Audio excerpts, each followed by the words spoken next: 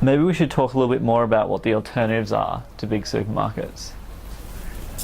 Well, I mean, obviously people like us, so any pharmacy are selling directly online, and increasingly there are platforms that are aggregating us. So you've got like Open Food Network, and they're new, but they're growing quickly, and their development is going really quickly, and I think very soon you'll see across Australia producers listed with them, and they have kind of two ways that they do things. We're a multi-hub producer, so I control all of our stuff on the Open Food Network, and you can buy from me, but through a number of different places that I will drop off to. But the majority of the people on there right now are multi-producer hubs, so like local organics, who brings in stuff from a lot of different farmers, and that's very convenient for you because you can get your fruit, veg, meat, well actually not meat, but dairy, all from the one place, and you know who the farms are, and they have transparent pricing, and it's really good. Food Connect, has been another one that's been around now for the longest. They started in Brisbane in about 10, might be 12 years ago by now. And there are Food Connects in lots of different places now. There's the Series Fair Food in Melbourne. So the box schemes are everywhere. That'll be interesting to watch though, because most of the box schemes or CSA models in Australia were started by the connectors, the people in the middle, not by farmers. And I think that's why they've struggled, to be honest. I think the CSA model works best because, community supported agriculture is about supporting agriculture, which is about supporting farmers. And if people are buying into a box scheme, they know it's supporting farmers. But with an extra person in the middle, I think it's harder for them to feel as committed. And so I think that part in our system is going to keep shifting. We're going to keep finding its spot. How are those connectors going to make a living without taking it away from farmers? So watch that space, right? Well, that's why I really like Alistair's model, where it's like he is a part-time farmer, but he runs a business as well. Yeah. So it's like being both. It's like, sure, he can't be out on the farm all the time, but he has organised 9 farmers. Yes. And I think he was saying to me while I was up there, he's like, Tammi, so could you include other people in your distribution?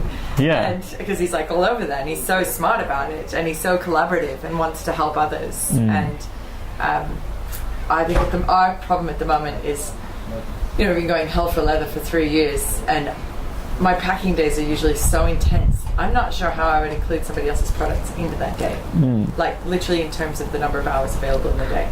Yeah. But I love that idea of collaborative distribution amongst farmers. And our region now has so many little producers like us that it's something we should definitely be talking about soon.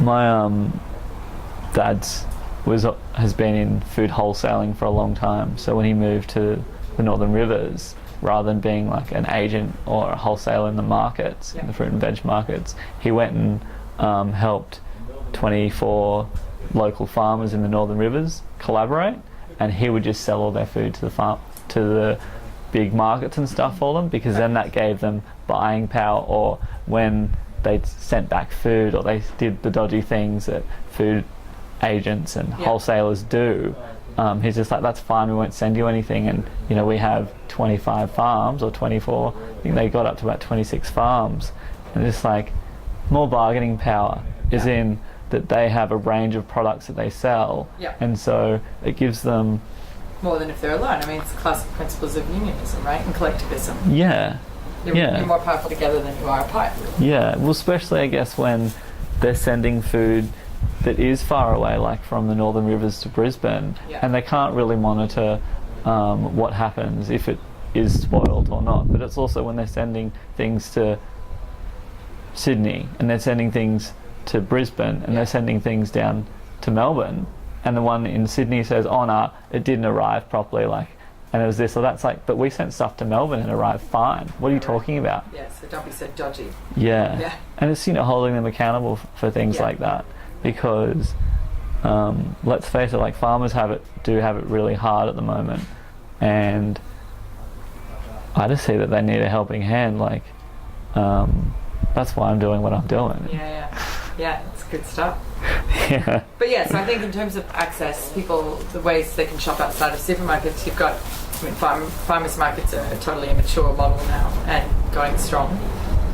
Online options are increasing all the time, and directories of where those options are increasing, and also people's interest in growing food themselves is coming back, I think, and so we need to keep promoting that and showing people how easy it can be. People like Angelo down in Melbourne who can show, Jesus, the man can grow like 250 kilos of food in a 60 square meter block. Like, that's pretty amazing.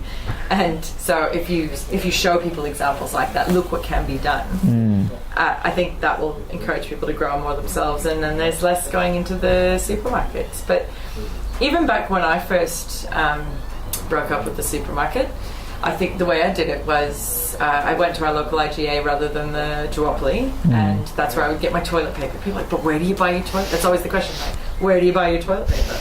Like, the IGA, because they don't have 80% of market power. So of course that's who I'm going to go to instead of those guys. And just always, I mean, I'd always gone to the fruit shop or the farmers markets for our veggies anyway, and meat from the butcher or directly from the farmer. So I mean, there are a lot of options to not go to the duopoly, and there's seriously, unless you live in a food desert where they're the only option there, which happens to people living in those places, unless you're living in a food desert like that, there seriously isn't any reason why you have to go to the duopoly. I completely agree. Yeah. I think it is also about showing people that, though. Yeah, they need to know how. They don't know how. Yeah, because it is so convenient, and that's what I like about online distribution, is that it's so convenient. I love when people say, they drop it off at my door. It doesn't get much more convenient than that. And you can order whenever you want online. Right. Exactly. So how does do you call it a CSA? Yeah, we have a CSA. We have a mixed model, so part CSA, part ad hoc orders. Okay, so for people who don't know what CSA is,